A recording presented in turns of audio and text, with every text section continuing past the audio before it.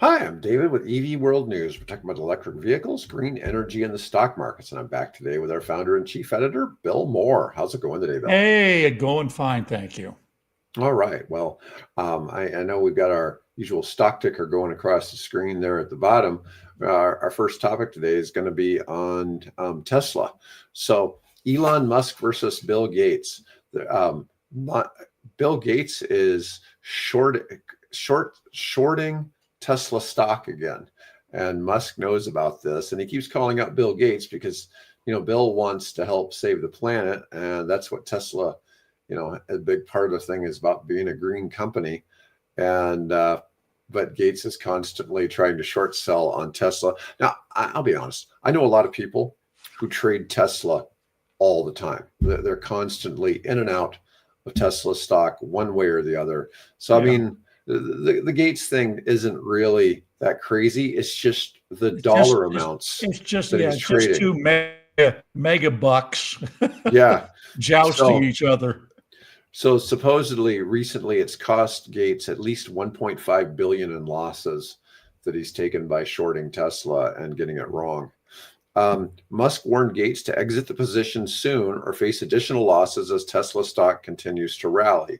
Well, that's questionable depending on the day, right? Yeah, Um, I think Tesla stock is a little over $400. It'll come around on the ticker here and again in a yeah. second, but it was at almost 480, headed to 500, and then it came back around the other way. But this has been a long-standing feud between the two. Here we go. Oh yeah, Yeah, so 404, Tesla, yeah. yeah, Tesla's only at $404 right now. Mind you, earlier this year it was at 220. So 404 is a big And number. Rivian is up a little bit, although it looks like it's about down $2 from where it was like last week. So Yeah, Lucid's down to $12 again, which is the lowest it's been in a while. But I remember when we used to have a Deeb on here on Fridays, we were talking about it being about $3.50. So it's definitely improved. Let's see, but and of course even Microsoft's down a little bit, 3%. Oh, they're down more than Tesla. huh, Yeah, interesting. yeah. But anyways, I just thought that was kind of a funny article to start with because it's constant feud. But I just know a lot of people that trade Tesla stock. It's got some predictability to it, typically, and so people will do various things. Despite But despite the unpredictability of the management, right? yeah, I yeah. get There's my what they lost two more guys, senior managers last week. at which company? Tesla, Oh, okay. yeah, Yeah. I wonder if they're going to go out and start their own car companies. probably that or a rocket company or. I said, what did the one guy? There's another guy that quit, and he's starting. I think he's going into AI, I believe. So he's going to do an AI push. So yeah.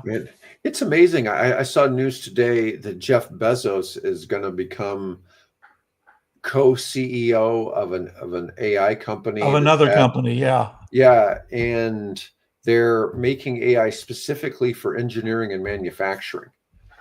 And I was born in 1998. I'm not sure what that was supposed to No reference. signify. I don't know. Anyways, but it's just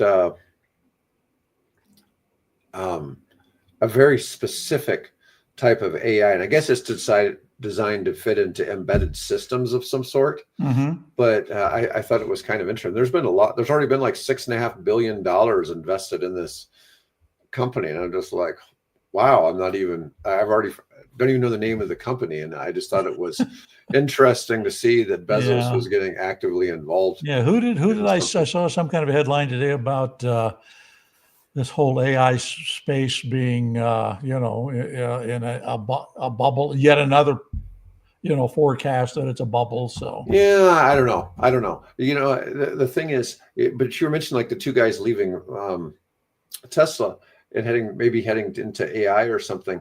Is all these AI companies are competing and offering millions of dollars in income and in stock options to people from the other companies, and they're all trying rapidly um, trying to do that. Oh yeah.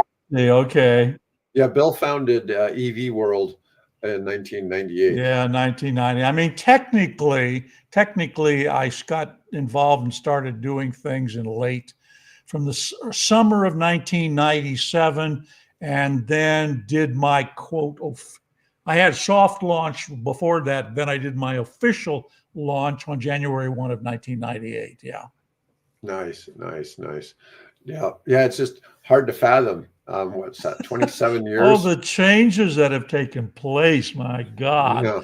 Which is why I was interested. They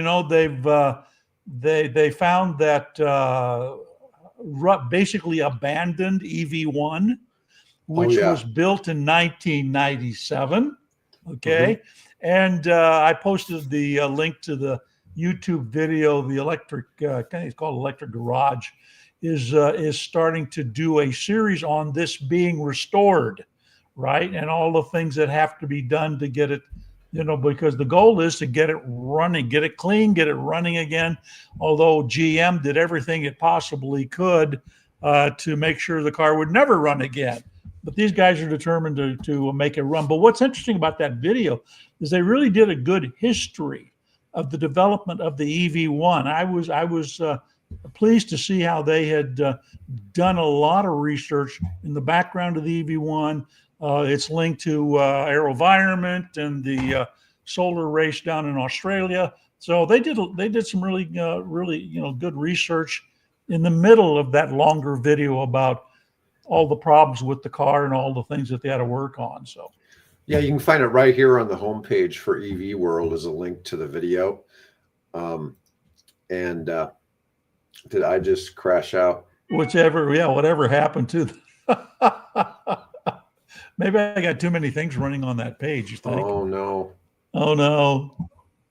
Can you still hear me, Bill? Yeah, I can hear it fine. Oh, Yeah. thank God. My Chrome has crashed out to a certain degree. Oh So no. yeah, so I may disappear for a minute and have to come Okay, well, back. while you're doing that, I'll answer Toys Gaming's thing here. What does EV World do? We report on the what's happening in the world of electric vehicles, and we've been doing that for 27, going here after the first of the year for 28 years.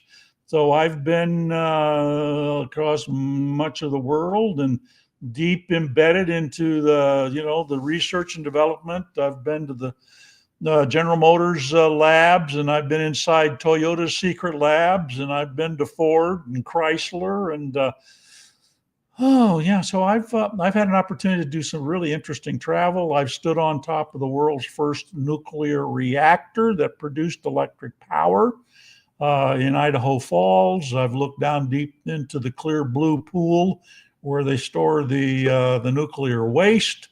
There's outside of that lab, there is a giant rail car that is two flatbed rail cars that are welded together to hold the engine for what they hoped in the 50s would be the world's first nuclear powered bomber.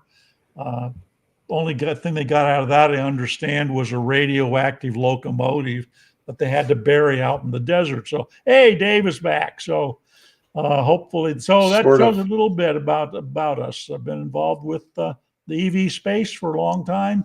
Like I like the kid, I know where most of the bodies are buried now. So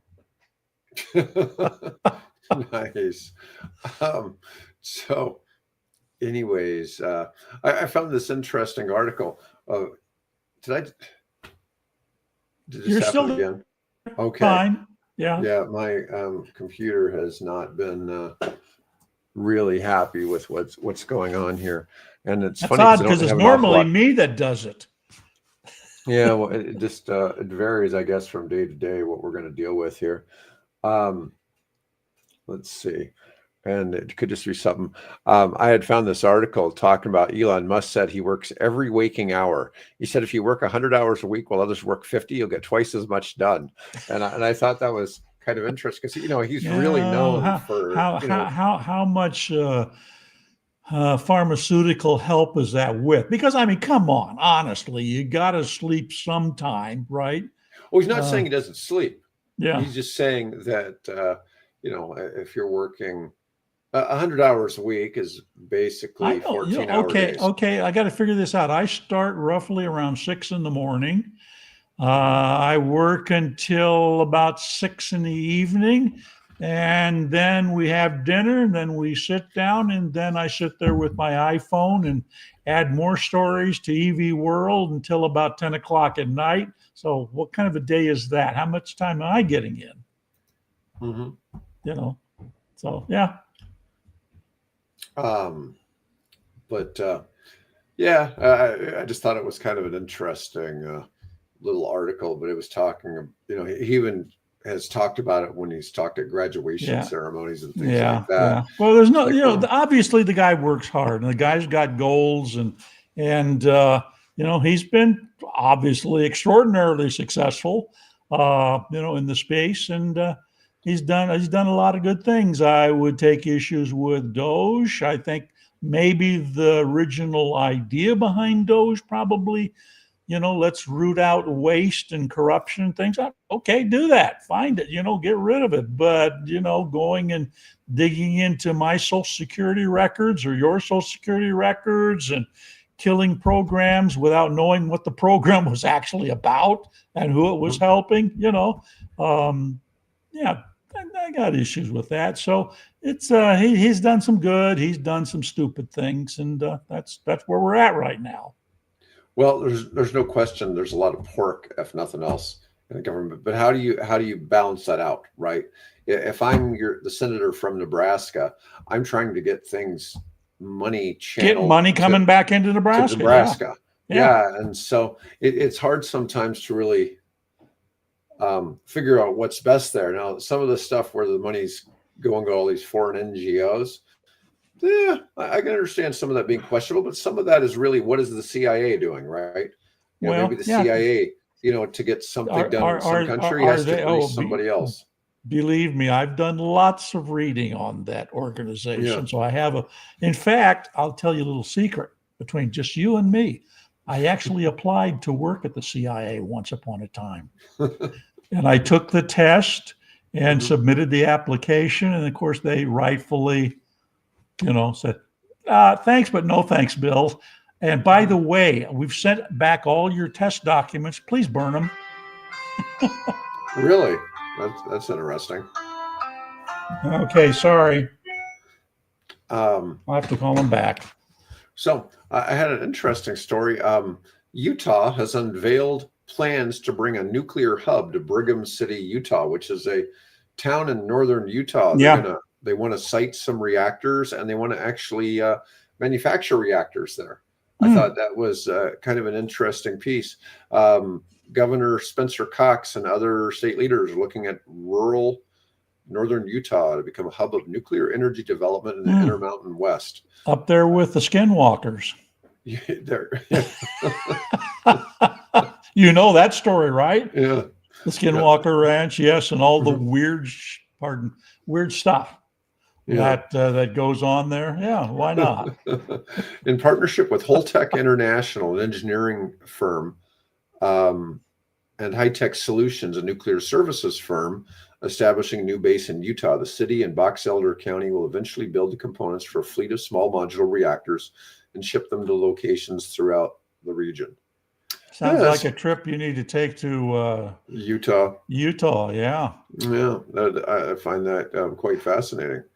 Well, it's interesting because they're just down the road from, come on, I just said it, Idaho Falls. It's not a long drive from Idaho Falls to there. So and that's where, where a lot of nuclear, America's nuclear expertise is located, just up the road. Right. Yeah. Idaho National Labs. Yep. All right. Tesla RoboTaxi expansion is expected to produce a 25+% stock rally. Okay. Okay. It'd be interesting to see this. This is coming from they can get him to stop crashing. Yeah. CNBC analysts predict it could rally over 25% just based on RoboTaxi development. That would be pretty big. That would be, $100. Yeah. You're looking at well over 500 at that point. Yeah. 600. Tesla's autonomous fleet expected to expand into 8 to 10 major metro areas by the end of the year. Early deployments show promising results. Is that Position with or Tesla. without shotguns? I suspect they're going to keep doing the driver assist. Yeah. I just can't imagine they wouldn't, because even Waymo, theirs have always had the ability for a human to take over driving the vehicle remotely. Remotely, yeah, exactly. Yeah, and so I expect that Tesla's going to do the same thing. Now, in some cases, didn't Tesla actually have somebody in the vehicles? Oh yeah, I think they still do have a guy riding shotgun in the right front seat with his hand. Apparently, in the handlebar that he holds on to, there's some kind of a button that's rumored. I don't know if anybody's verified it or not, but there's something they think that he can, take over the control of the vehicle. So it was Tesla, I know you're asking about full self-driving, for the most part it has been, but it's not at the moment considered to be the premier technology.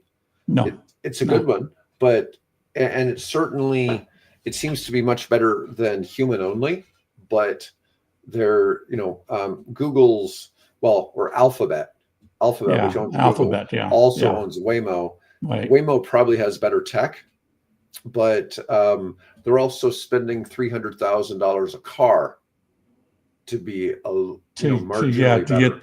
To get the LiDAR, that whole rig built into the top of the thing. Yeah, and I think the difference is between being 99.9% accurate and being 99.99% accurate, kind of thing. Well, you've seen the stories, I would assume, about Tesla and the Florida lawsuit, and the fact that they have basically they're obfuscating what their data really shows. So I think we have to kind of keep an eye on that Tesla lawsuit, because it would appear that they're not being entirely forthcoming with what their real statistics are. The real thing is, at the moment, all of this still really is, to a certain degree, is beta testing. And unfortunately, with us as the guinea pigs. Yeah, with humans, and like I said, that difference between 99.9%, 99.99%, if you're one of the people who ends up getting hit by one of the cars, which is still pretty unlikely, in most of the situations they have are fairly extraordinary. Yeah, I don't think there have been any kind of fatal things, like you've got those cases where people are riding down the highway and they've either fallen asleep or they're looking at their phone and they crash into the back of a fire truck, or whatever. Right. Something strange like that people will do. Well, people certainly have their share of accidents. There's no shortage of car crashes in the United States, that's for sure. Oh yeah. I feel blessed to live in Nebraska, where people really don't. I live in a city where the accident rate was 5x what it is here in Omaha, and I used to wonder when I moved to Omaha why there's not any accidents. Yeah. And I think it's the lack of people driving intoxicated and unmedicated. I don't think you have as many medicated Americans driving around here locally. Yeah, here in Omaha. I think they stay home. Yeah, I hope so. Yeah. All right. So, according to Utility Dive, America's EVs are a $30 billion grid asset that is being underutilized. Yes. Now, this is kind of interesting. So I'm going to give you a couple of perspectives on this, but there's 7 million EVs on U.S. roads, represent a potential $30 billion grid asset that's largely untapped. By 2035, that number should be about 11 to 12 times as many. It should be close to 80 million EVs, which would create a massive virtual power plant through vehicle-to-grid technology. Current regulatory frameworks risk locking away this valuable grid flexibility resource.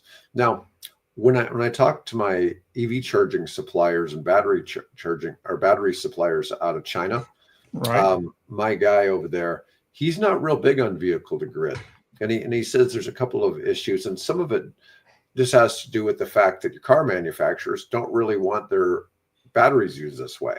But no, because that theoretically impacts their warranties, and they'd have to. But I see from a political perspective, if I'm a politician and I want to balance out power, this is absolutely a solution to help with, some of the, because we know that AI and data center needs are growing faster than people can produce power to power them. And obviously, we want to have more clean energy.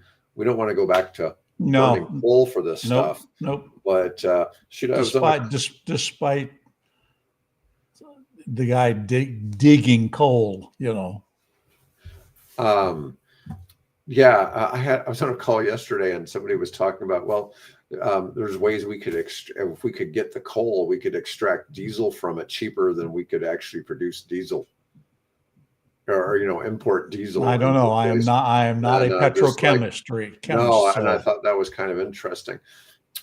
They drive. So this is kind of interesting. Waymo drives 2 to 3 miles per hour over the speed limit typically, but what they try to do is, I believe what they're trying to do is they're trying to mimic traffic. So they'll drive at the normal traffic patterns. So they don't necessarily just stick at the speed limit, but they'll go with what the flow is. yeah, they'll try to mimic the flow of traffic, so they're not a drag on traffic either.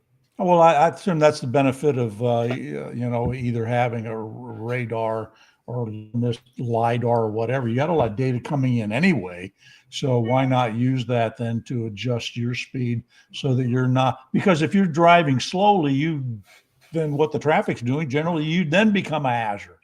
Yeah, what a virtual power plant is essentially, you have the batteries in all the cars, and energy is most expensive in the early evening.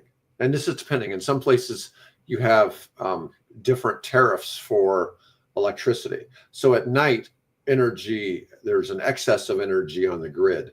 And at night, that's when people should be charging up their EVs, and all of the EVs can charge to full. During the day, when the car is plugged to the grid, is plugged in, power could be taken from those batteries and sold back to the grid, and the car could make money from selling energy at a time of day when energy is more expensive, and then refill again at night later. And we're not talking about draining the battery to zero, but we are talking about there's a limitation on how much energy can pull from that cable going back into the house. Generally the system is smart enough to realize how much energy a driver typically, let's say, for example, I live here in Papillion, and I'm going to work at the data center over in Springfield, and so that's a 15-mile drive one way, 30 miles round trip. I'm going to use some percentage of the battery. I've got excess in there that I could theoretically, because I've charged overnight, I've done it at a rate that's less than what the daytime charge would be. I could theoretically sell that back to the data center or to the utility, however it would be wired, and make and become, in effect, what we call the term we're seeing more and more now is called BESS, battery energy storage system, and that's basically these shipping container sized battery boxes that you set next to substations or next to a power plant, and you take that excess energy you might not need, but you need to have up as a spending reserve, take that and put that in storage. And then when there is a higher demand, like people driving home in the evening and turning on the television and turning on the oven and the microwave and all those things, which is typically when the power begins to peak, and their air conditioning in the summertime. When they do that, you don't have to spin up a gas turbine somewhere, what they call a peaking device, peaking generator. You don't have to charge it up. You just have to pull the energy out of that battery. So you can do that with these millions of electric cars that are rolling around with that, anywhere from 30 to let's see, the new Cadillac Escalade IQ, 250 or 205, I thought. It's 200 over 200. Yeah, it's the typical General Motors solution is to have a 200 kilowatt hour or larger battery on. Yeah, exactly. So that battery, if that guy's driving that Escalade and he puts 50 miles a day on it, and it's 200, and he's got it, I think they estimating the range over 400. He's got a huge capacity that he could take and turn around and share on the grid, and in theory, make some money out of the deal. Yeah, if you've already spent $150,000 on that Cadillac Escalade IQ, you probably don't care. Yeah. But it does certainly. So when you getting yours, Dave? I don't know. I don't know if I need to. That wouldn't fit in my garage, I don't think.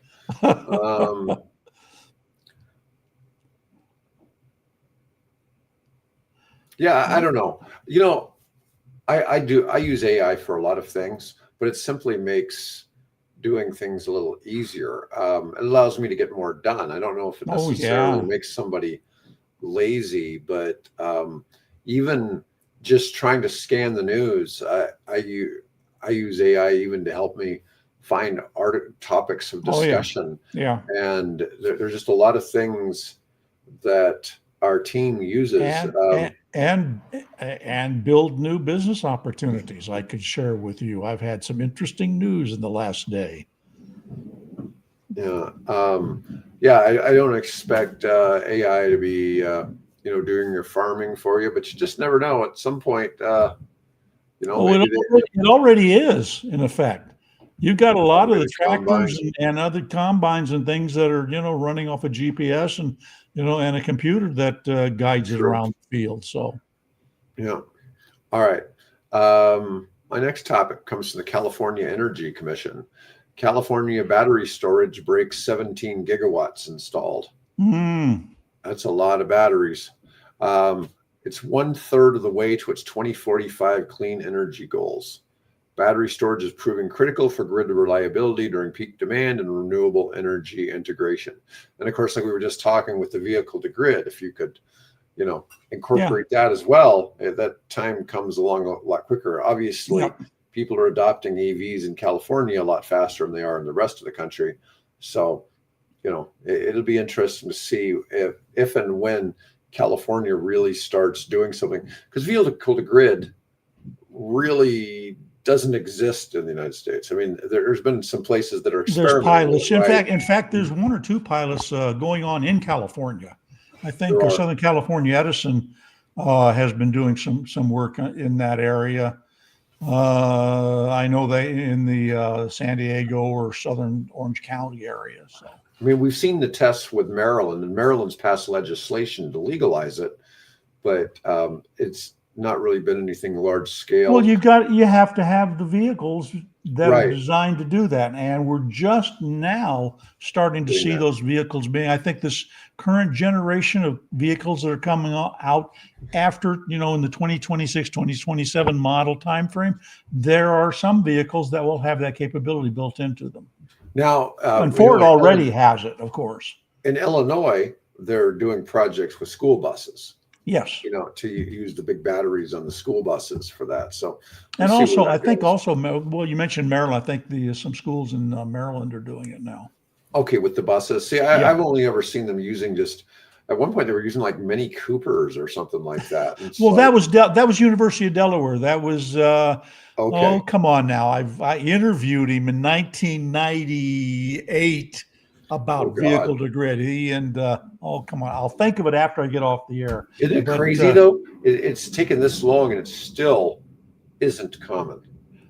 Oh, well, even before that, the guys that at AC Propulsion were experimenting with that and introducing that concept. AC Propulsion developed the drive system for the original EV1.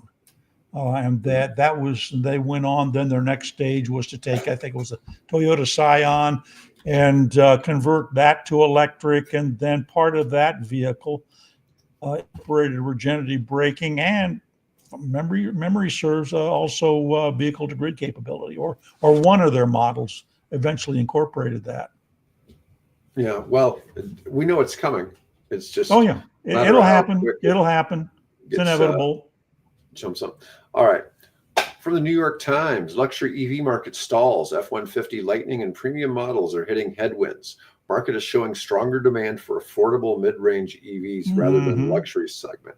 I found some other topic was saying in the used car space that the Chevy Silverado EV, it can now be bought only a year, something like a year old, can be bought Right. for like at 53% of retail. Yeah. Yeah. That one's really being hit Like hard one by article. depreciation. Yeah. Like that article I posted this morning, depreciation is your friend. Yeah, yeah. If you're looking to buy an EV truck, man, that Chevy Silverado would be the one to look at as Yeah. far as getting one used, a year or two old. F-150 Lightning, this is one of the arguments that somebody was putting out against the Slate EVs, was like, you could buy a 2-year-old Ford F-150 Lightning for a fairly similar price to Yeah, a but new you can't Slate. modify it like you can the Slate. Maybe not. Maybe not. You could still make it look weird. I'm sure that people could do it. But Yeah, I yeah, can't wait to see the wraps that are going to become available for that when it comes out. I'm sure it'll be nuts. Yeah, yeah, Um, anyways, but the sales of the F-150 Lightning have stalled, forcing production slowdowns. Automakers are offering deeper discounts and incentives to move high-priced EV inventory. I saw Kia Niro. You can get $10,000 off now, and it puts the starting price after the 10 grand down to about Oh, I $31,000. saw one that was, what was that? I think it was a model BMW or something. It was like you get for like $50,000 off or some crazy number. Wow. Yeah. Was it like on the iX or something like that? Hey, I don't, I have so many stories that I deal with in a day, keeping them all No, straight, no. a little hard. All right. Toyota is investing $912 million into U.S. hybrid vehicle production, Yeah. across 5 U.S. plants. Investment signals Toyota's continued hedging strategy between full EVs and hybrids. Comes as Hmm. hybrid demand remains strong, while some automakers struggle with pure EV sales. And of course, I'm seeing all these arguments that traditional Western auto manufacturers are about to give up because China is just going to rule the world in car sales. Yeah. For Jim Farley, of course, making the F-150 and so on. For him, the problem right now is they can't find enough mechanics. They have a 5,000 position shortage At of Ford? mechanics at Ford. Yeah, for him, for a Ford Motor Company. That is his current big problem.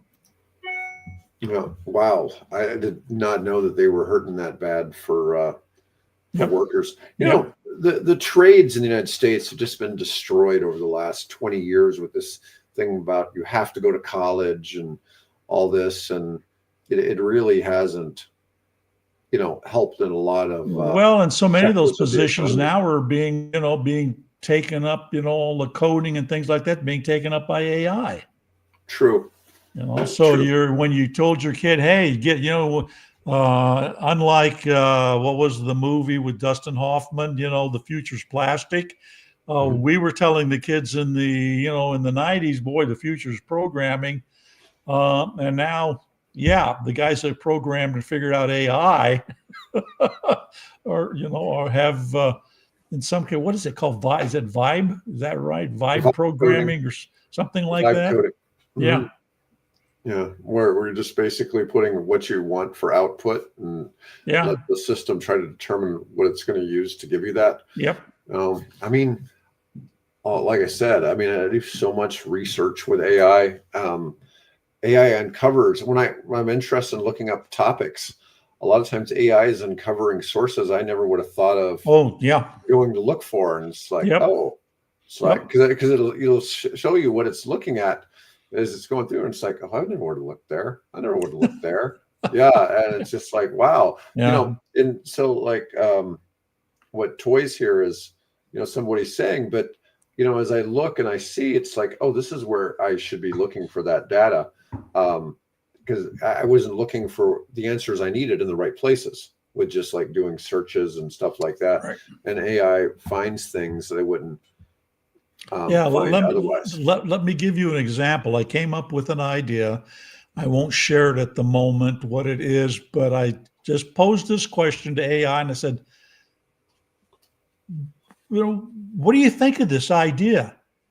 It generates, I don't know, it's a 15 or 20 page business plan in something like 2 minutes time on this simple question I asked. I said, what if we did this?